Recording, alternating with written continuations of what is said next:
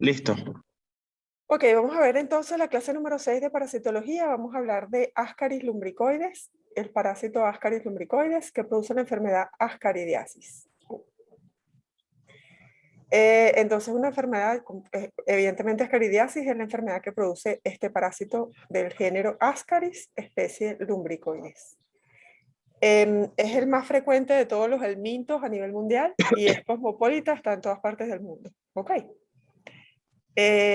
Bueno, por supuesto es un animal, es un metazoario, es un nematode porque es cilíndrico, del orden Ascaridida, familia Ascarididae, género Ascaris, especie lumbricoides, y fue descubierto en 1758. Sus formas evolutivas va a tener un huevo, que puede ser fértil o infértil, evidentemente los fértiles son los que continúan el ciclo biológico, va a tener 4 fases larvarias, L1, L2, L3 y L4. Algunos autores hablan de L5, pero la L5 ya no es una larva, sino un adulto macho o hembra, pero que todavía es microscópico, ¿ok? O sea que es un adulto joven. Y bueno, iba a tener los adultos diferenciados en macho y hembra porque dijimos que eran dioicos y tenían sexo separado. Entonces aquí tienen el macho que tiene la cola o la extremidad caudal. Uy, perdón. La extremidad caudal enrollada dorsoventralmente y la hembra que más bien es estiradita así sin estar curvada.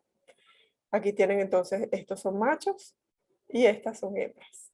Y el grosor de estos parásitos va a depender del número de vermes que haya en el lugar donde esté el parásito, en el intestino delgado, pero ¿cuántos haya en el intestino delgado? Entonces son cilíndricos con extremidades finas. La cutícula externa es lisa, brillante con finas extracciones anulares. Tiene color blanco marfil o rosáceo, rosado. Mide el macho entre 15 y 30 centímetros y la hembra entre 20 y 50 centímetros cuando ya está en su máximo potencial como adulto. ¿Ok? Entonces, tiene en la extremidad anterior tiene una boca, que es esto que ustedes ven aquí, con 3 labios, uno dorsal y dos ventrales. Entonces, como dijimos, la extremidad posterior o caudal se encuentra enrollada en espiral hacia el lado ventral en el caso de los machos y tiene 2 espículas y la cloaca, que es además donde las espículas las utiliza para fijar a la hembra y que haya la cópula. Entonces estas son las espículas del macho. La hembra, los 2 extremos son delgados hacia la punta y sin estar doblados. Esto está horrible. La vulva está situada ventralmente en la unión del primer tercio, o sea, del tercio anterior y el segundo tercio de la hembra.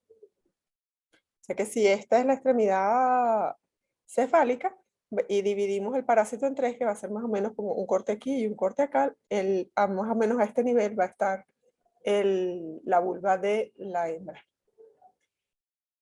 Sobre el corte transversal habíamos hablado de las fibras musculares y dijimos que eran polimiarias porque son muchas distribuidas a lo largo del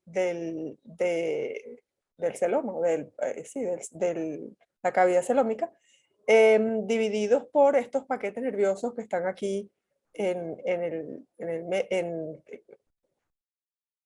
como decir, a las 12, a las 6, a las 3 y a las 9. De este lado está el canal excretor, etcétera, etcétera. Entonces hablamos de la boca, aquí lo tienen visto con un microscopio electrónico. Entonces fíjense que tienen los 3 labios que conforman la boca, que lo ven aquí en un corte transversal. Entonces va a tener un esófago y posterior al esófago normalmente hay esta estrechez y después continúa el esófago y el esófago con el intestino. Dijimos entonces que ya dijimos que tenía aparato digestivo, que tiene además aparatos genitales, y que bueno, la hembra va a tener sus 2 úteros y que los úteros van a estar llenos de huevos, además de ovarios y etc. Esto es como se ven los cortes transversales, que hay algunos en la práctica que van a ver.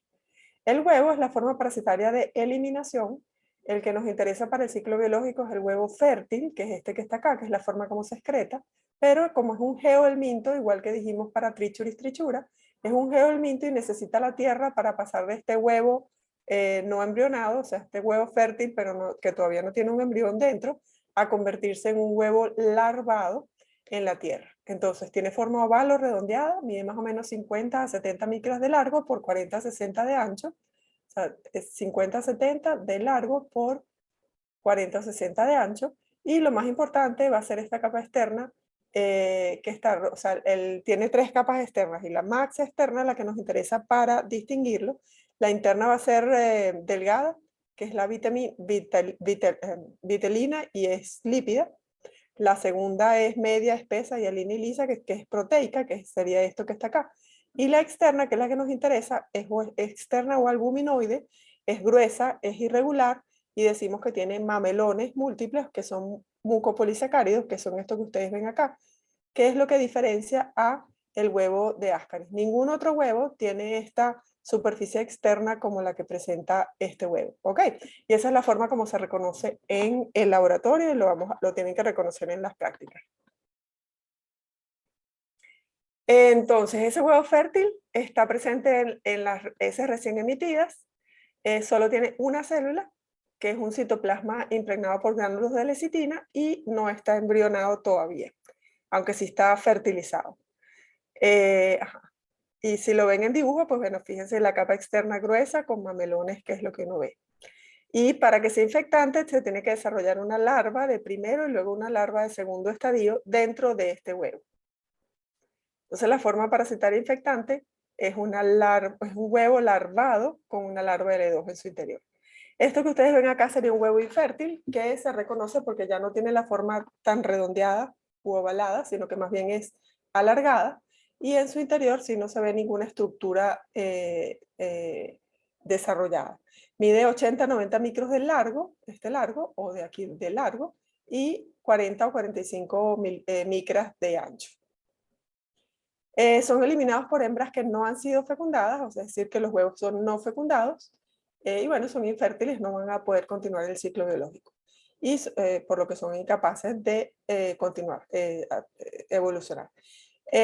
Sus membranas son más delgadas, pero igualito fíjense que se nota que tienen mamelones en la capa externa. Y el interior está lleno de gránulos refringentes, como lo ven aquí en este que está acá. Si movemos el microscopio, el color va a variar entre amarillo, marrón y blanco en la medida que movemos el micrométrico. Entonces esto es un huevo infértil y esto es un huevo fértil, pero la foto está muy mala, así que ni voy a... Esto es un huevo infértil, fíjense que es alargado, pero sí tiene su capa externa mamelonada, pero en el interior lo que se ven son granulaciones, más no una célula como tal. Este es un huevo fértil, porque tiene una sola célula en su interior, fíjense que está separado, tiene un espacio entre lo que es las capas del huevo y el embrión, lo que va a ser posteriormente el embrión como tal. Y este es un huevo larvado. Esto que ustedes ven acá con las líneas es porque ya se ve una larva en el interior. Su ciclo biológico. Vía de infección, vía oral. Normalmente a través de agua contaminada con heces de humanos. Puede ser también alimentos, pero lo más común es que sea agua contaminada. Entonces va a ser forma parasitaria infectante, un huevo con una larva L2 en su interior. Se ingiere el huevo pasa por las vías digestivas hasta el estómago. Los ácidos del estómago más los ácidos biliares hacen que reconozca que ya está en el medio propicio para se me fue el nombre, para eclosionar el huevo. El huevo eclosiona, sale la larva L2 y esa larva L2 se va a quedar aquí en el intestino delgado, va a penetrar la pared y va a ir por vía sanguínea y hematógena hacia los pulmones. A nivel pulmonar va a llegar a los capilares pulmonares y va a pasar al alvéolo. En el alvéolo va a mudar de una larva L2 a larva L3 y mudar significa que es como las culebras que dejan una cutícula. La cutícula externa de la larva se queda en los alvéolos. Eso es importante para la patogenia. Después esa larva L3 va a elevarse por las vías respiratorias hasta ser deglutido y pasar otra vez al sistema digestivo y llegar otra vez al yeyuno ilium y en el yeyuno ilium va a crecer a larva L4 y después larva L5, que es un adulto joven, y el adulto, y se convierte entonces en machos y hembras dentro del lumen del yeyuno principalmente. 90% está en yeyuno, 10% en ilium. Macho y hembra copulan, y cuando copulan se fertiliza el huevo, la hembra ovipone, y la forma parasitaria de eliminación dijimos que era este huevo fértil que necesita la tierra para que se forme el embrión, la mórula, las fases de la mórula para que se forme entonces la larva. Entonces, esto es un adulto en yeyuno. 90%, su hábitat es intestino delgado, pero principalmente yeyuno, ¿ok? O sea, si uno les pregunta cuál es el hábitat de este parásito es el yeyuno. ¿Por qué? Porque su forma adulta habita en ese lugar. Se alimenta de materiales semidigeridos que estén en la luz intestinal, o sea que su mecanismo patogénico es competencia de nutrientes, porque va a competir con nosotros por los nutrientes que ingerimos. Bueno, ocurre la cópula a nivel del hábitat, que es el yeyuno. Entonces, dentro del huevo se tiene que formar entonces la larva L2. Eso, para que ocurra, necesita que haya un suelo húmedo, que esté sombreado, con suficiente oxígeno, una tierra oxigenada, y que la temperatura esté alrededor de 30 grados centígrados. En 2 semanas, después de que este huevo fértil cae en la tierra, va a aparecer una larva L1 y necesita una semana más para que esa larva L1 mude, es decir, pierda la cutícula externa y se convierta en una larva de segundo estadio infectante. Pero la forma parasitaria infectante es un huevo con una larva de segundo estadio, no una larva de segundo estadio. ¿Ok? Entonces, forma parasitaria infectante, huevo. Con larva L2. Esto ya lo dijimos. Entonces, en el nivel del duodeno, eclosiona el huevo, sale la larva L2, las larvas migran hasta el ciego, penetran la pared del intestino y caen a la circulación sanguínea y o linfática, de ahí atraviesan el hígado y van a pulmón, ¿ok? Van o por vía hematógena o por vía linfática, van a llegar entonces a corazón derecho y de corazón derecho a pulmón. En pulmón, lo que nos interesa es que al octavo o noveno día de haber entrado, muda a una larva L3 y eso significa que deja alergenos a nivel del alvéolo, atraviesan la pared alveolar porque buscan la zona más oxigenada, mudan a larva L4 y llegan a los bronquiolos, ascienden por la tráquea y a nivel de la epiglotis son deglutidos, como dijimos ya. Llegan a intestino delgado y ocurre la cuarta muda para convertirse entonces en adultos jóvenes o larva L5 que se van a transformar posteriormente por crecimiento en machos y hembras a nivel del yeyuno.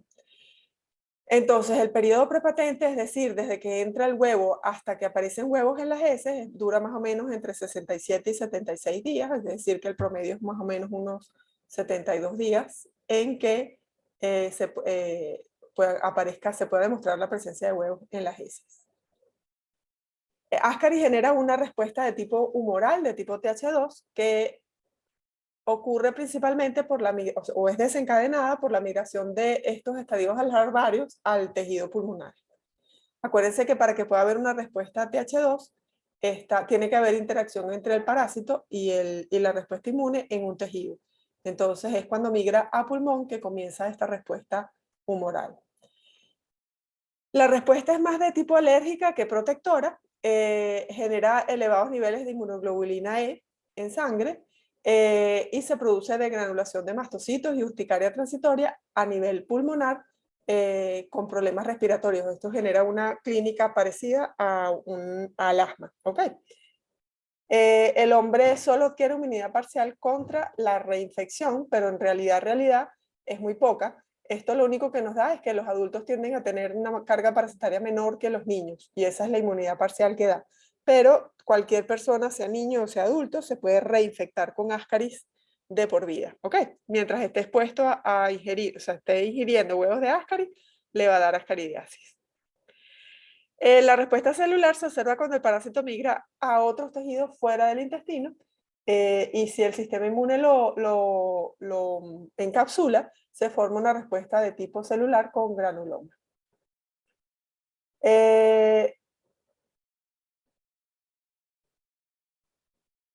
Ok.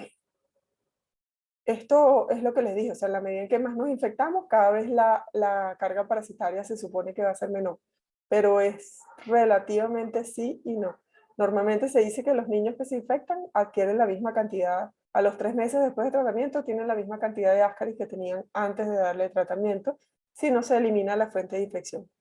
Entonces, vamos a observar que va a tener dos fases la enfermedad. Una fase de migración larvaria y una fase de estado, que es donde se desarrolla el adulto en su hábitat. ¿Ok?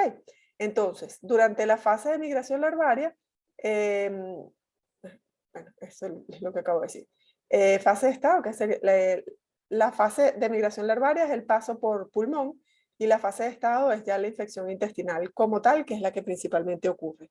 Y después existen complicaciones que se derivan de la migración tanto de la larva como del adulto a localizaciones anómalas que no son normales, y eso produce complicaciones y en algunos casos la muerte, que lo vamos a ver ahora. Entonces, los helmintos en general no se multiplican en el humano.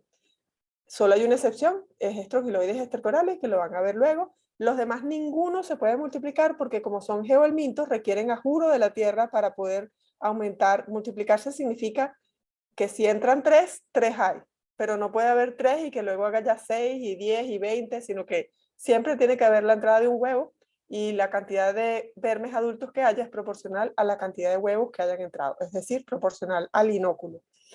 La enfermedad es proporcional a la carga parasitaria. ¿Qué significa esto? Esto es con todos los helmintos intestinales. A menor carga parasitaria, el paciente tiene más tendencia a ser asintomático. A mayor carga parasitaria, mayor tendencia a hacer sintomatología, y que la sintomatología sea cada vez más severa. Hay predisposición a infecciones masivas. El 10% de las personas infectadas con Ascaris poseen el 80 o 90% de todos los vermes que pueda haber cuando se hacen estudios de este tipo. Asociado principalmente a que sean personas pequeñas, o sea, niños, y sus hábitos biológicos, ¿ok? Que esté expuesto siempre a la misma fuente y que no haya corrección de la fuente. La enfermedad ocurre en unos pocos individuos con infecciones masivas, como les acabo de explicar. Y la reinfección es frecuente y es rápida después del tratamiento. Es decir, uno da tratamiento hoy, pero si no se elimina la fuente de infección, la persona va a empezar a infectarse nuevamente, y a los 3 meses de haberse infectado, 3 o 4 meses, ya tiene otra vez la misma cantidad de parásitos que tenía antes de haberle dado tratamiento. ¿Ok? Entonces, por eso es que es tan importante conocer la cadena epidemiológica y la parte de educación de la población, porque la única manera de que estas personas dejen de tener Ascaris o cualquier otro helminto intestinal es que eliminen la fuente de infección. Y si dijimos que la fuente de infección era el agua, lo que hay es que tratar el agua. Si la persona no trata el agua, siempre va a volverse a infectar.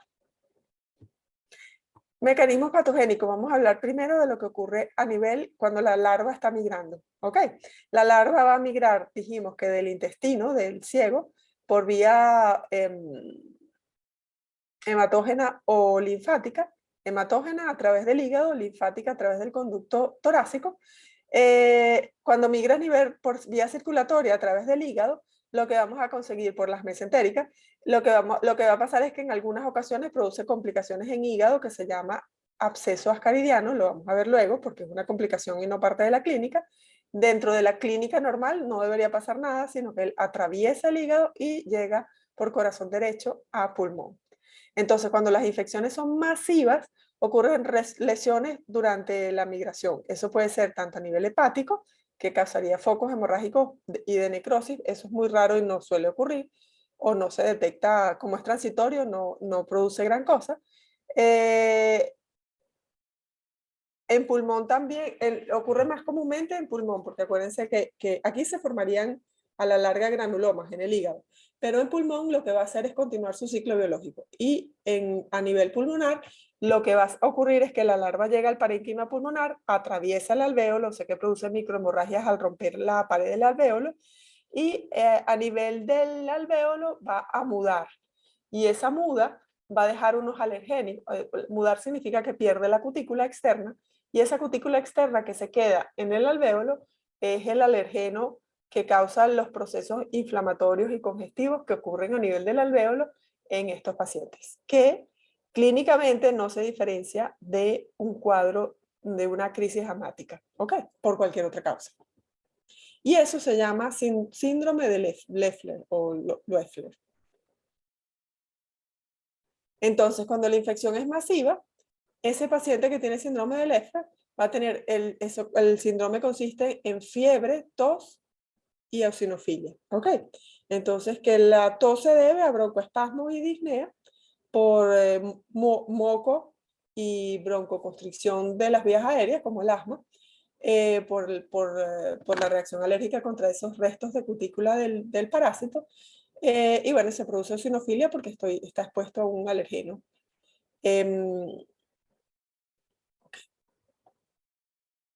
Si tomáramos una rayos X de tórax en ese momento, podríamos ver infiltrados unilaterales o bilaterales, dependiendo de la carga parasitaria, que tienden a ser, si repito esta misma rayos X una semana más tarde,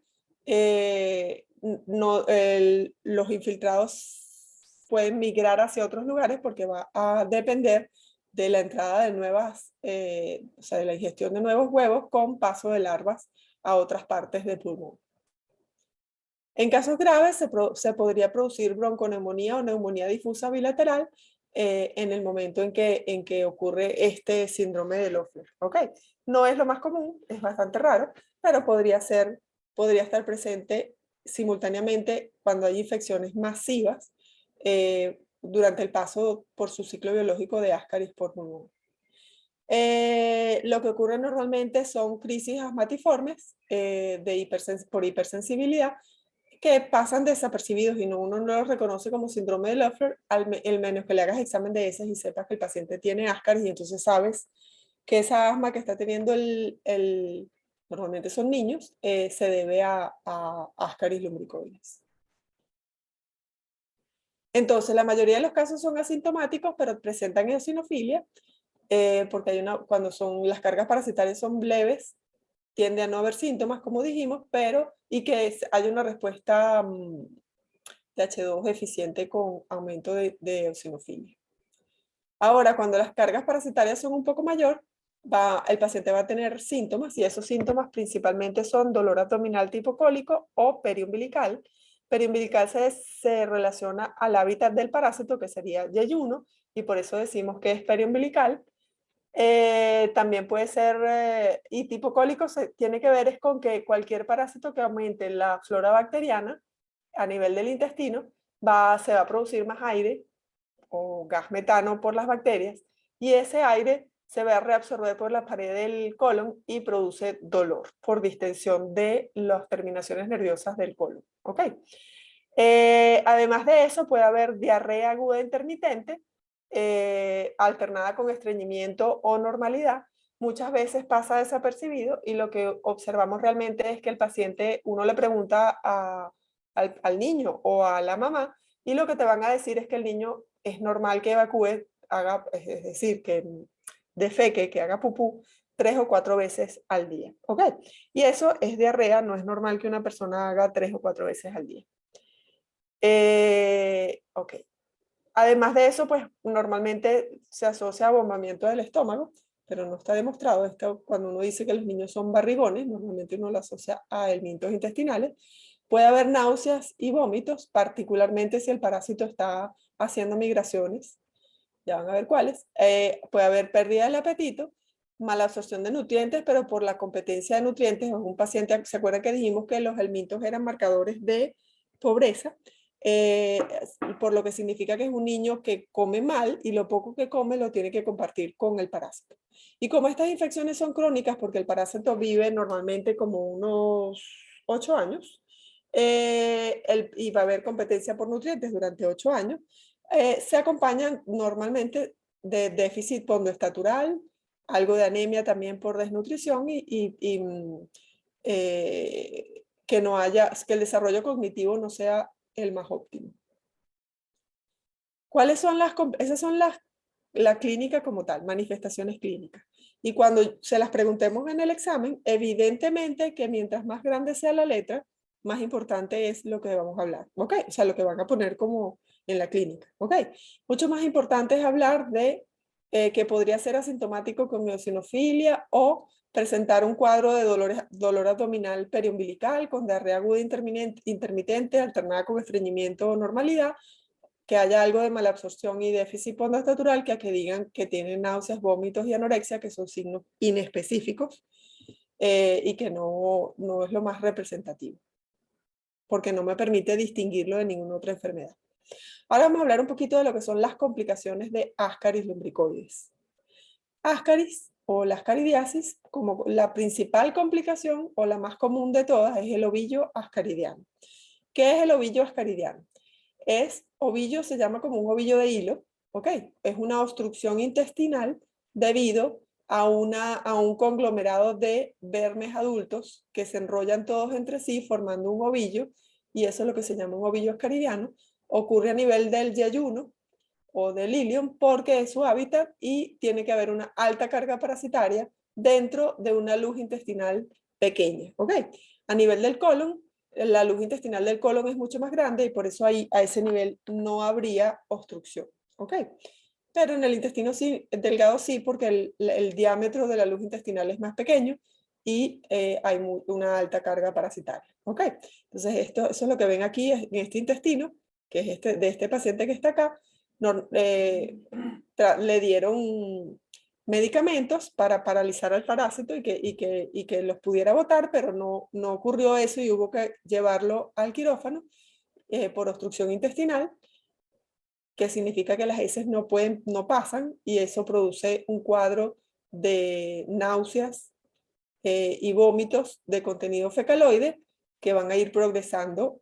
Originalmente va a haber mucho dolor porque tratan de vencerse esta obstrucción, y posteriormente, después, si no logra vencer la obstrucción, lo que va a haber es que los alimentos semidigeridos, porque ya pasaron por el duodeno, se van a ir va a haber vómitos incoercibles, y para tratar de eliminar ese bolo alimenticio que entró, que no puede ser excretado por vía digestiva superior, por la boca, va a haber vómitos, ¿ok?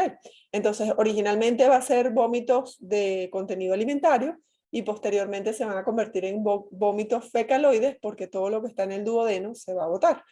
Y eso es lo que caracteriza una obstrucción intestinal. En este caso entonces fue a quirófano y les trajeron todos los vermes que tenía en el intestino para liberar la obstrucción y volver a cerrar y que el paciente pudiera le restituyera su tránsito intestinal. Entonces, la obstrucción intestinal produce dolor abdominal intenso. Normalmente se dice que es un abdomen en tabla porque produce mucho dolor cuando uno le toca el abdomen y entonces está contraído.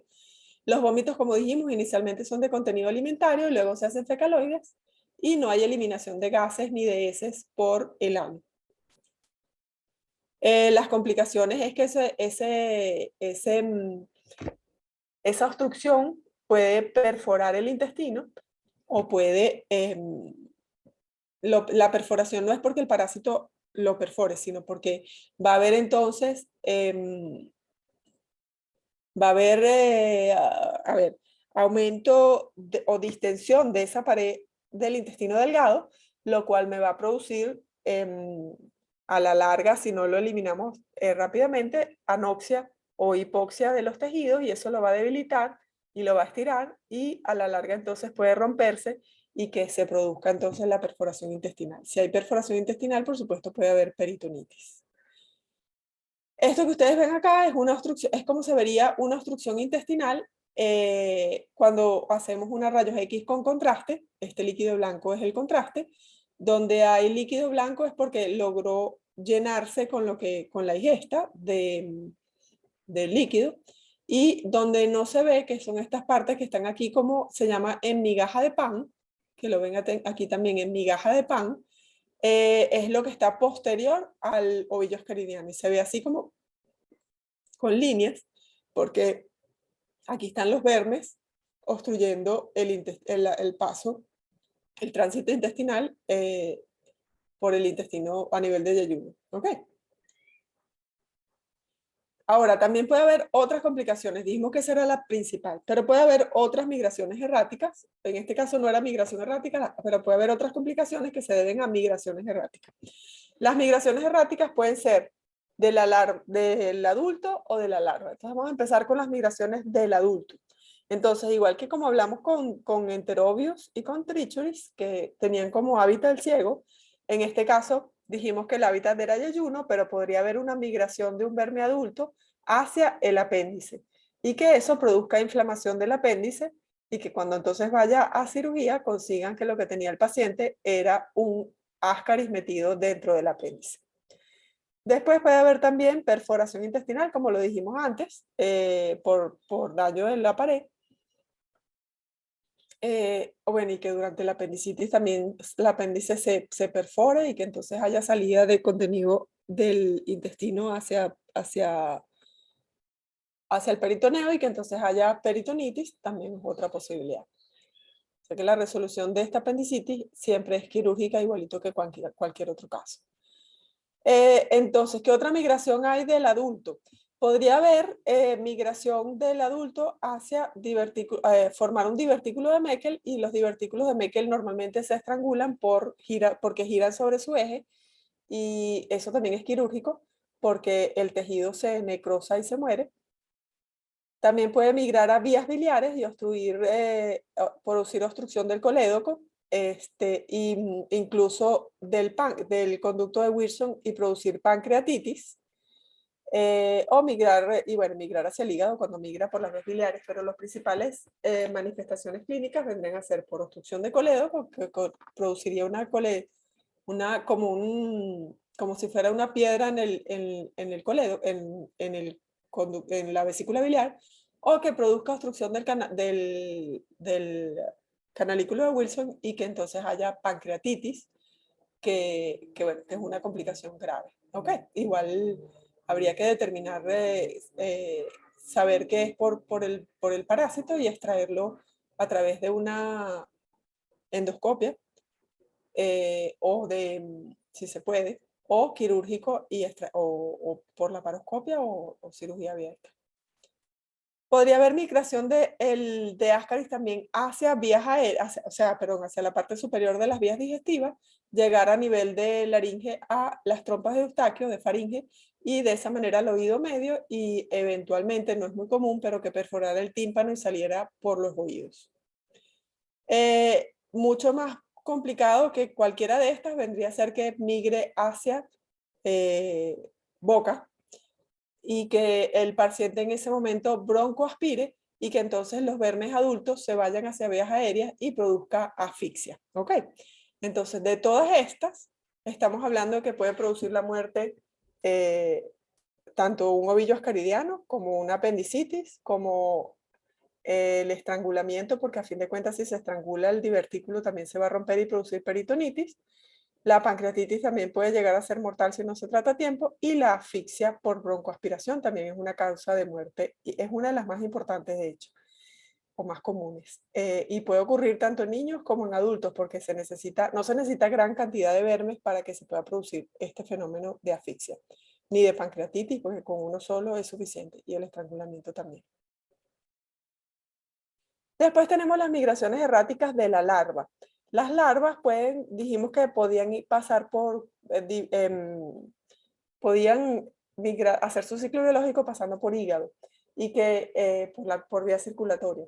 Y forman entonces lo que son un absceso ascaridiano, que vendría a ser el arrastre de bacterias hacia el hígado, y que entonces se forma un absceso que va a tener tanto larvas como bacterias gram negativas. Ahora, esa larva también puede migrar a otras zonas como vías urinarias o cerebro y producir igual abscesos en esos lugares, y que sean otra complicación más producida por este parásito por migración de larvas. ¿Ok? Las larvas son las únicas que pueden migrar a estos órganos porque son microscópicas sí, son muy pequeñitas y pueden entonces migrar hacia los tejidos. Los adultos no, porque los adultos son muy grandes. dijimos que medían como 20 centímetros, 30 centímetros de largo. El diagnóstico de esta enfermedad se hace clínico principalmente porque tenemos que sospecharlo, tanto por que el paciente presente su dolor abdominal, diarrea intermitente, el abdomen globoso, las cosas que dijimos. Epidemiológico porque sean niños pequeños que vienen de un área rural donde no consumen agua que esté debidamente tratada y que esa sea la fuente de infección. Ahora tenemos que corroborar el diagnóstico de forma parasitológica haciendo un examen de heces seriado con algún método de concentración. Dentro de los métodos, el más común que se hace siempre es el directo, porque es lo que se hace con solución fisiológica. Puede ser con Lugol también, pero el Lugol se usa más para protozoarios y la fisiológica para el Mintus, para buscar los huevos. Lo ideal sería hacer un método de concentración y dentro de los métodos de concentración vamos a tener que el Cato es el más común de todos, pero puede también hacerse un Willis o un método de Faust o un método de formol acetato de etilo, formol éter, formol triton éter. No se usa mucho porque el éter es difícil de conseguir. Nosotros lo sustituimos por uno que se llama formol acetato de etilo. Entonces, cuando uno les pregunta cuál es el método de elección, tienen que hablar de métodos de concentración. ¿Ok? Cualquiera de estos es una respuesta correcta. Los parásitos intestinales, particularmente Ascaris, todos se tratan con, la mayoría, con albendazol, pero el albendazol produce parálisis espástica, ¿ok? Y el albendazol también. Entonces, en el caso de Ascaris es necesario, antes de dar el albendazol, particularmente en niños pequeños que sospechamos alta carga parasitaria, dar un medicamento que se llama piperacina para producir parálisis flácida del helminto y que no induzcamos con el tratamiento un ovillo ascaridiano. Los modos de Profe, transmisión, dígame. disculpe, no entendí muy bien eso de esos tipos de parálisis. Ok. Parálisis flácida es una parálisis, como su nombre lo indica, que no es rígida, sino blandita.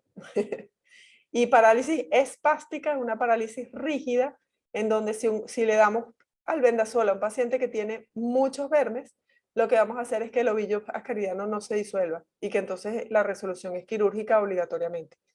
Mientras que originalmente, si uno sospecha un absceso, un ovillo ascaridiano, uno da piperacina y trata de que el parásito es como que si fuera el equivalente a poner enjuague en el pelo para quitar los nudos. Entonces, con piperacina tratamos de que el nudo se desaparezca y que entonces se eliminen de forma natural los parásitos por las heces. Si resulta, le ahorraste al paciente una cirugía, y si no resulta, igual el paciente va a cirugía para eliminar el ovillo ascaridiano. ¿Ok? Y Ok, preventivamente, sí, preventivamente, normalmente cuando uno tiene niños menores de 2 años, no debe dar, o que estén desnutridos, no debe dar albendazol o mebendazol, que se usa mucho cuando la gente dice que toma purgante, lo que está tomando es albendazol o mebendazol en dosis única, y eso, si el paciente tiene una alta carga parasitaria, puede hacer que el paciente que desencadene un ovillo ascaridiano. Entonces, en las personas menores de 2 años se utiliza este otro medicamento para producir parálisis flácida y que estar seguro de que no le producimos un ovillo ascaridiano al paciente. ¿Ok? ok, ahora sí entendí. Ok. El modo de transmisión dijimos que era por vía oral, a través de la ingestión de huevos larvados con larvas de estallido de L2. La fuente de infección principal es el agua, pero también puede ser alimentos contaminados o bañarse en agua recreacional, bañarse en aguas que estén contaminadas. Es la helmintiasis más frecuente de todas las helmintiasis que van a ver. Su distribución es cosmopolita, está en todas partes del mundo, desde regiones tropicales hasta templadas.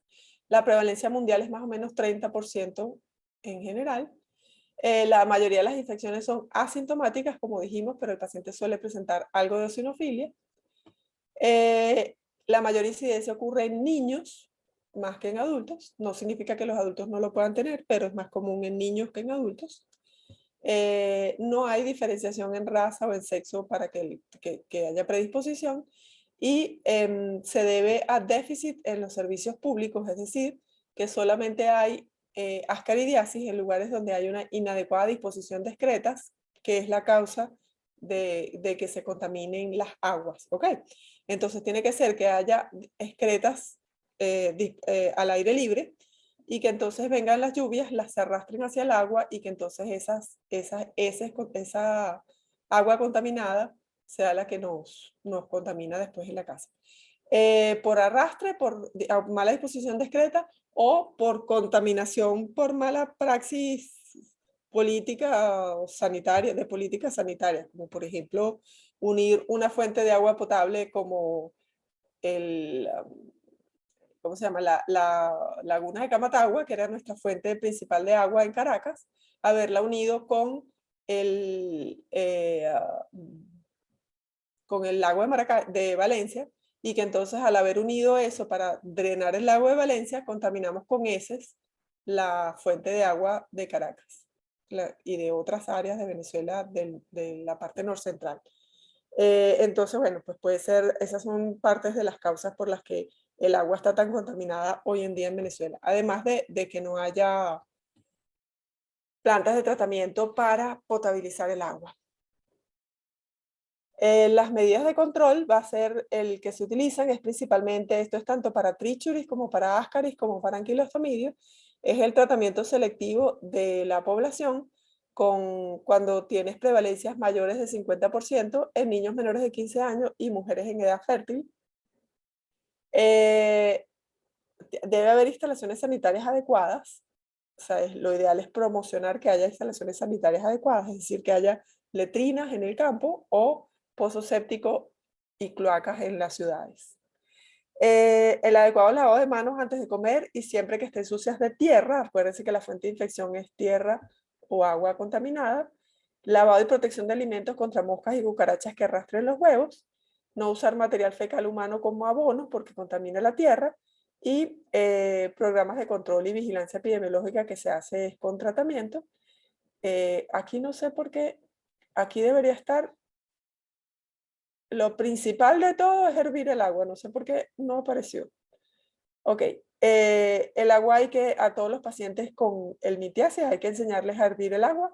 Se hierve, se pone en ebullición una olla grande y tiene que hervir por mínimo 10 o preferiblemente por 10 minutos, ¿ok?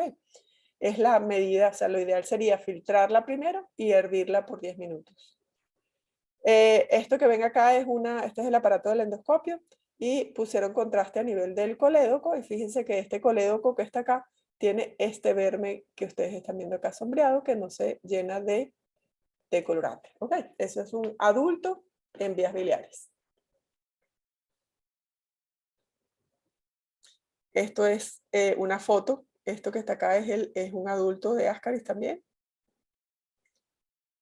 Estos son niveles hidroaéreos en los casos de obstrucción intestinal, que ven acá en una rayos X de tórax, perdón, de abdomen con contraste en un niño pequeño. Y este es un niño que tiene diarrea y expulsó todas estas vermes por migración errática de los adultos. ¿Alguna pregunta, chicos? No, profe, muy buena. Ok. Bueno, en mi caso, ¿Qué cosa que dijiste? que estaba muy buena, o sea, la entendí Ok. bastante. Ok. ¿Alguien tiene alguna Sí, se pregunta? entendió todo. Perfecto. Bueno, chicos, me disculpan que no les puedo dar la segunda hora, pero tengo que ver, debe ser que yo no di esa clase el año pasado y no consigo la clase de larva amiga visceral. Cuando la consiga, se las doy el... Dejo de grabar entonces, ¿no, profe? ¿Ah? Dejo de grabar entonces. Sí, ya puedes dejar de grabar. Ok. Si me das 2 segundos, déjame ver si consigo larva.